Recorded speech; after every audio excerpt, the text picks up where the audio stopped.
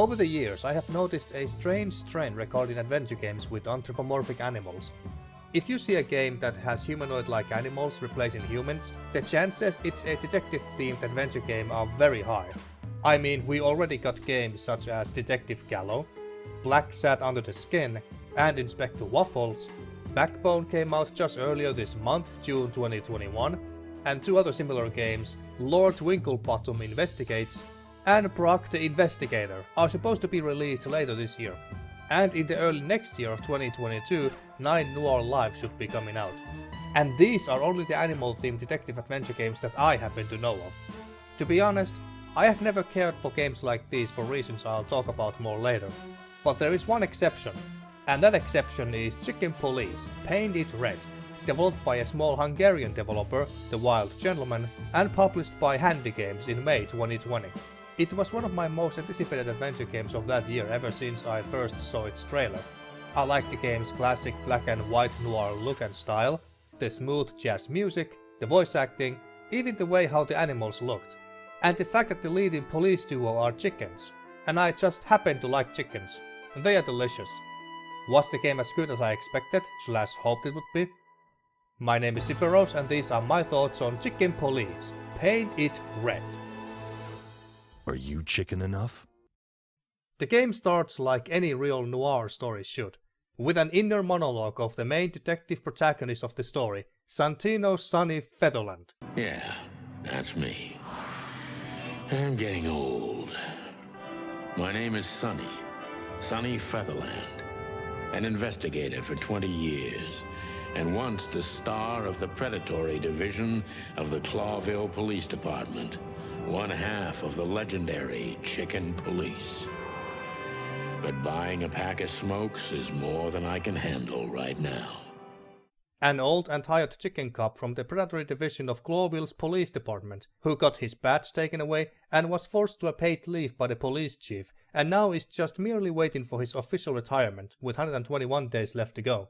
It's a New Year's Eve, and Sonny is returning back to his office / apartment in the worn and near-empty Atlas Hotel to find a fine-looking Impala dame named Deborah waiting for him after having lockpicked herself into his place. She tells Sonny that she was sent by her mistress, Natasha Katsenko, who is obviously a cat, the city's most admired woman who owns her own high-class club, the Tsar Club, and is dating the most notorious and powerful gangster of the city of Clawville, Hobart Ibn Wessler. Recently, Natasha has been receiving threats, each more intimidating than the last, and she wants Sonny to investigate them. At first Sonny declines, technically not being a police officer on duty anymore, until Deborah gives him a club card with a message from Natasha where she mentions Molly, Sonny's wife who left him and took their daughter with her. Feeling blackmailed and genuinely worried about his ex-wife, Sonny decides to take the case and go straight to the police station to ask his old partner, Marty McChicken, to join him, despite the two being on sour terms after their last argument that led to Sonny getting shot by his said partner of almost 10 years. Marty, however, is bored at the station and agrees to tag along with Sonny to help him with the case that should be easily wrapped up in a night. The famous Chicken Police is back, at least for this one case. But of course, the case turns out to be much more complex and goes deeper than the two could have imagined. One thing that I should mention about the story is that around the last quarter of the game, it becomes somewhat predictable. When we learn about the existence and condition of this one key suspect's relative, I was like, okay, I see. I know what's going on here now. But it's still an intriguing story with unexpected twists and turns, an adult, dark, even humorous tone, references to classic noir films, and is also quite a cinematic experience itself. While playing the game, I immediately fell in love with 4 things. Starting with the characters. Santino Sonny Featherland and Marty McChicken are an excellent dynamic-led duo with a lot of chemistry. You could tell these two have worked and known each other for a decade, thanks to the brilliant voice acting and dialogue that is rash and sweary at times, and other times even poetic, but overall very well written. I would even go as far as to say that Sonny Featherland is currently one of my most favorite adventure game protagonists. He is your very stereotypical detective character we have seen in noir games and films again and again, except that he's a chicken.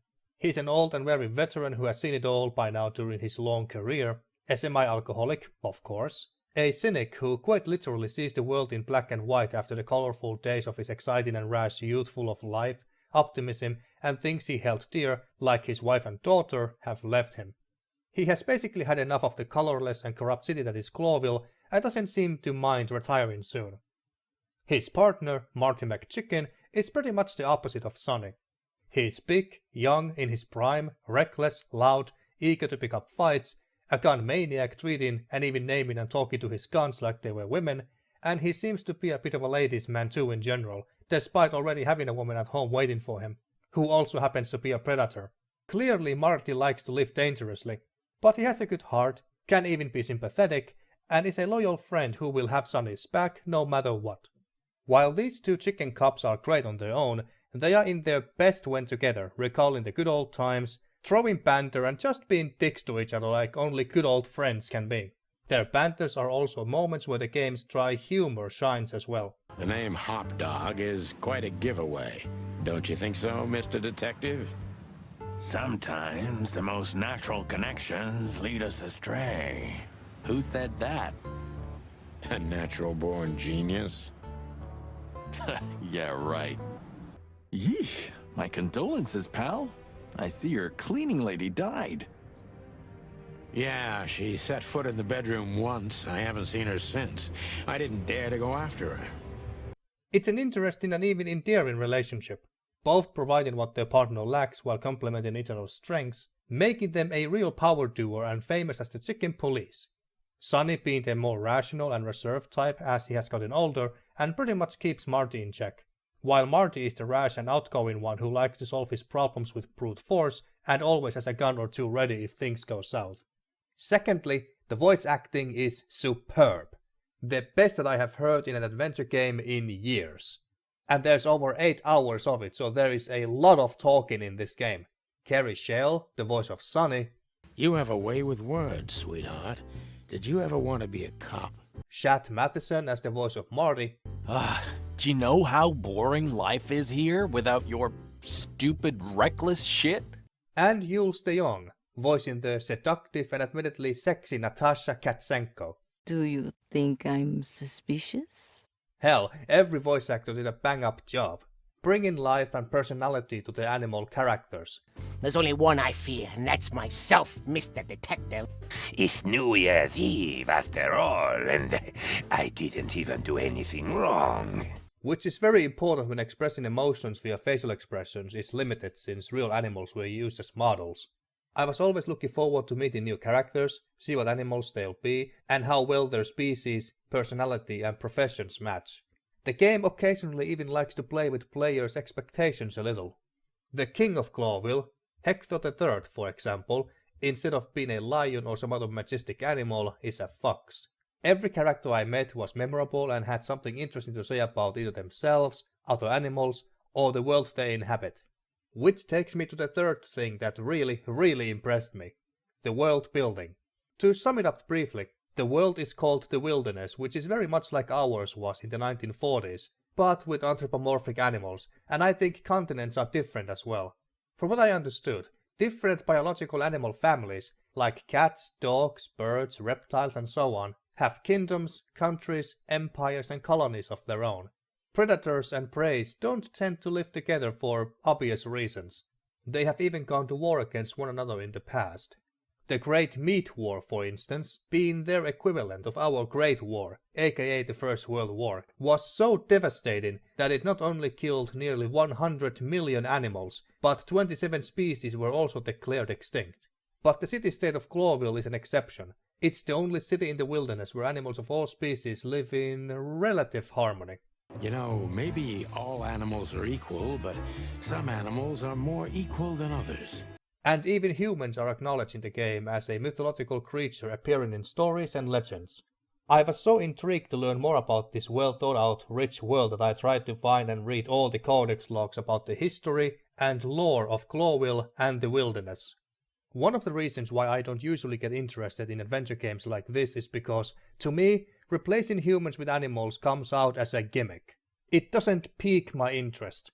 I could be wrong on this, since Chicken Police is the only game with humanoid animals that I have played so far, so if you have played any of the games that I mentioned at the start, do let me know in the comments if any of them is any different.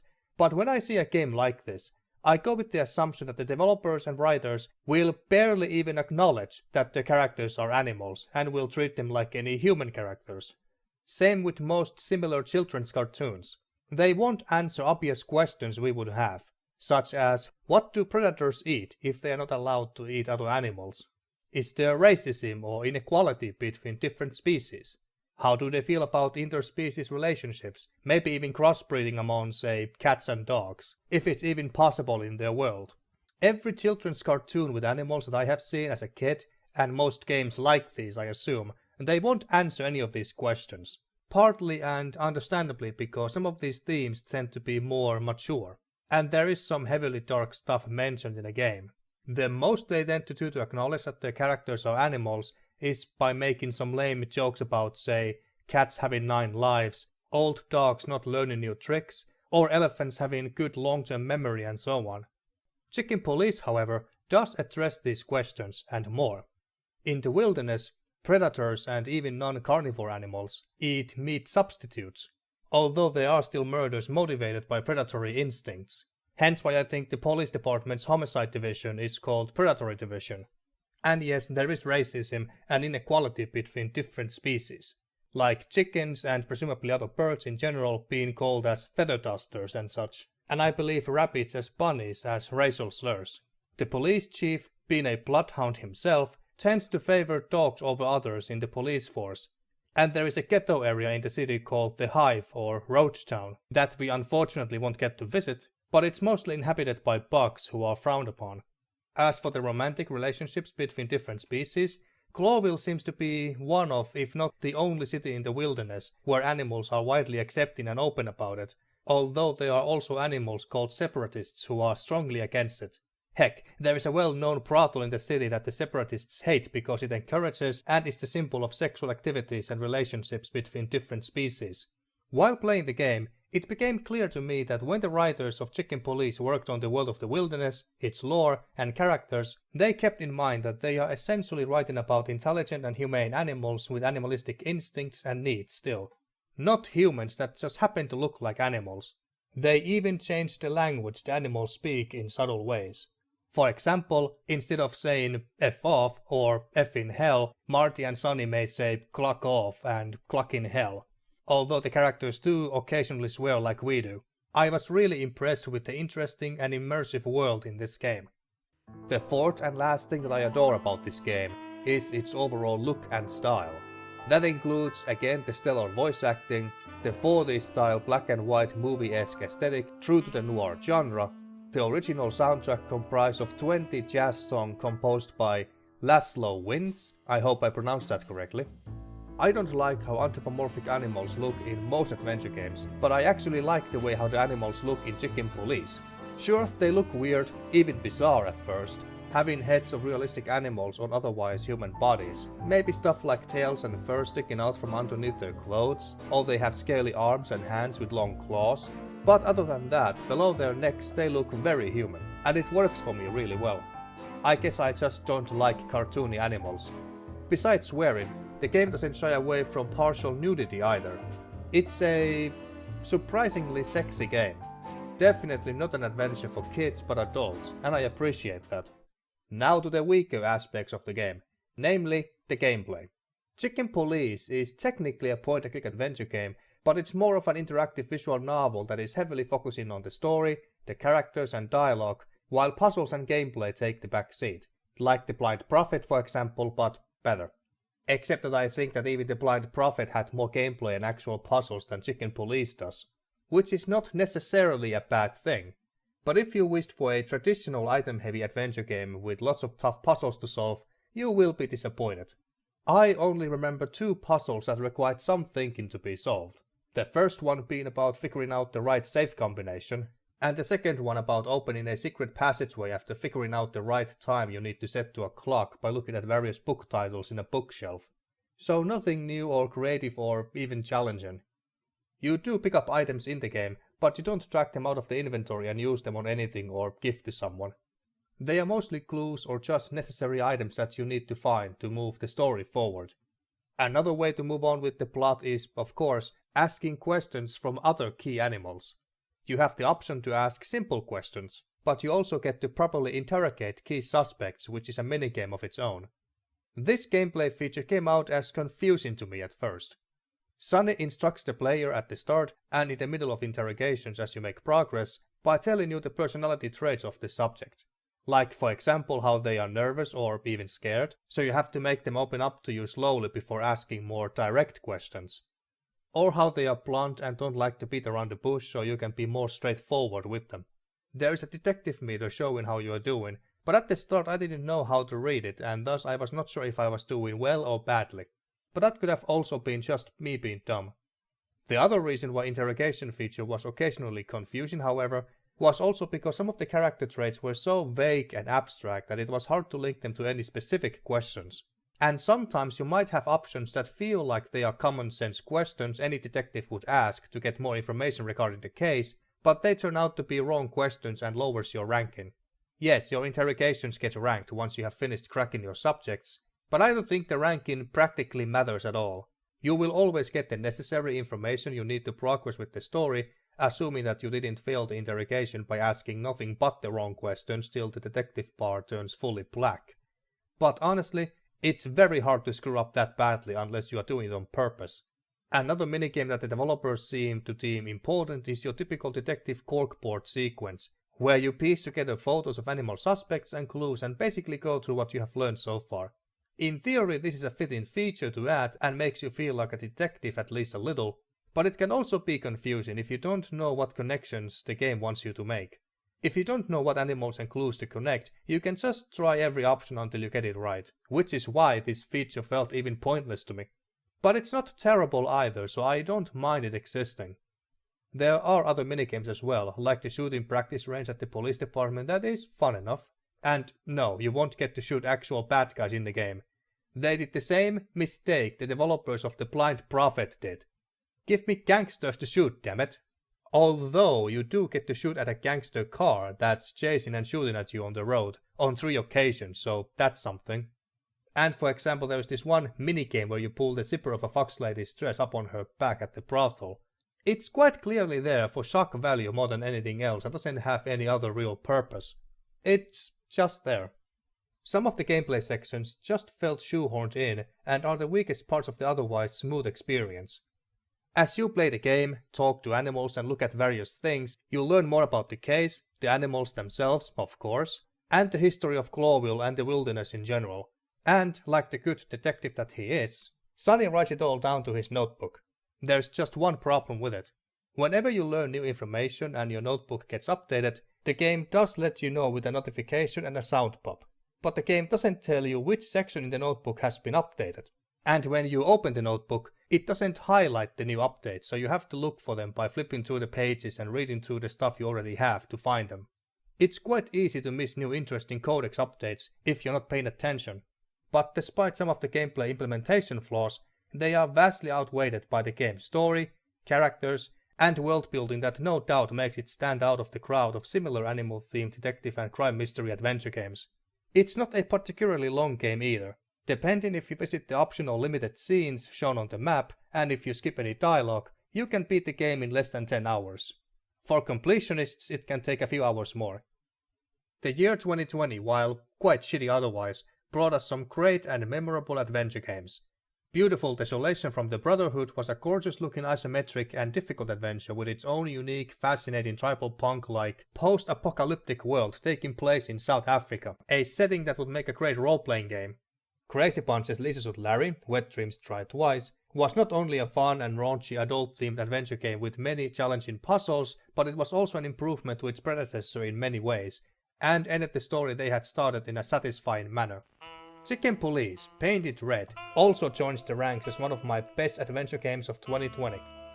While greatly lacking in the puzzle and overall gameplay department, Chicken Police more than makes up for it with its great in-depth world building, memorable characters, well-written dialogue, film-worthy voice acting, the smooth jazz soundtrack, good story that doesn't shy away from mature themes, and its overall beautiful black and white aesthetics fitting to the classic 1940s and 50s noir genre. If you like all of that, and of course anthropomorphic animals, and don't care for puzzle solving as much, I can definitely recommend Chicken Police, Painted Red. I sincerely hope that the Wild Gentleman will continue to expand and explore the rich world of the wilderness, because I think it has tons of potential for new stories, whether it be in the form of a sequel with Sunny Featherland and Marty McChicken, or new characters in their own adventure. And if they do that, I hope they will also design their next game more around puzzles as well, because it felt somewhat tacked onto this game just for the sake of adding at least some gameplay, even if they didn't offer anything to the story or overall experience. If their next game will have more engaging and challenging puzzles on top of all the good things Chicken Police has, we will definitely have something truly special. And there you go, folks. Those were my thoughts on Chicken Police, Painted Red. What are your thoughts on the game? Let me know in the comments, and thanks for watching.